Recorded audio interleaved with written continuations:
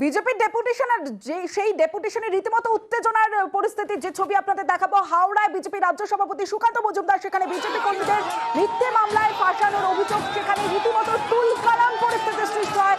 থানায় ঢুকে রীতিমতো থানার গেটে ঢুকে বিক্ষোভ দেখান পুলিশের সঙ্গে, রীতিমতো বাক বিতণ্ডা বিজেপি কর্মী সমর্থকদের। উদয়নারায়ণপুর থানায় ডেপুটেশন সুকান্ত মজুমদারের।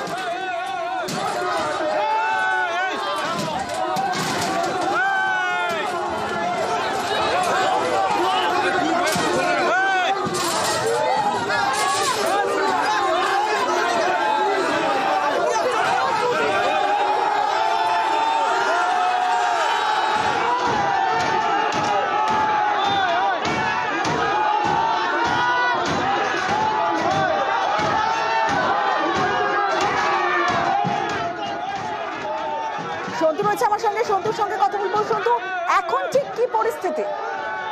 কিছুক্ষণ আগেই কিন্তু বিজেপির যে থানা ঘেরাও কর্মসূচি বা ডেপুটেশন, সেই কর্মসূচি কিন্তু শেষ হয়েছে। যেটা ঘটনা, যে বিজেপি কর্মীদের অভিযোগ ছিল দীর্ঘদিন ধরেই কিন্তু বিজেপি কর্মীদের মিথ্যা মামলায় ফাঁসানো হচ্ছে, সেই তারই প্রতিবাদে কিন্তু আজ বিজেপি রাজ্য সভাপতি সুকান্ত মজুমদারের নেতৃত্বে কিন্তু আজ উদয়নারায়ণপুর থানা ঘেরাও কর্মসূচি নেওয়া হয়। সেই কর্মসূচিতে কিন্তু প্রথমের দিকে উত্তেজনা ছড়িয়ে পড়ে। বিজেপি কর্মীরা যখন মিছিল করে থানার সামনে আসে, সেখানে দেখা যাচ্ছে যে বিজেপি যে থানার গেট, সেই গেট বা টিনের চাল, সেই চাল ভেঙে গেট খোলার চেষ্টা করা হয় বিজেপি কর্মীদের তরফ থেকে। এরপরে কিন্তু ঘটনাস্থলে বিশাল পুলিশ বাহিনী যারা ছিল তারা কিন্তু বিজেপি কর্মীদের কিন্তু সরিয়ে দেয়। এরপরে কিন্তু সুকান্ত মজুমদার বক্তব্য রাখতে শুরু।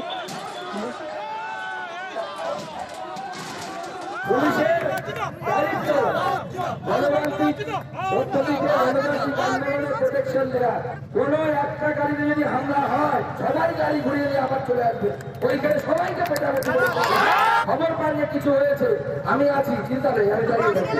আমার কল পেয়ে ওখানে পৌঁছে যাবে, ঝান্ডাও নিয়ে আসবে, আর এত সরু বাতা দিয়ে হবে না, বাস নিয়ে আসবে।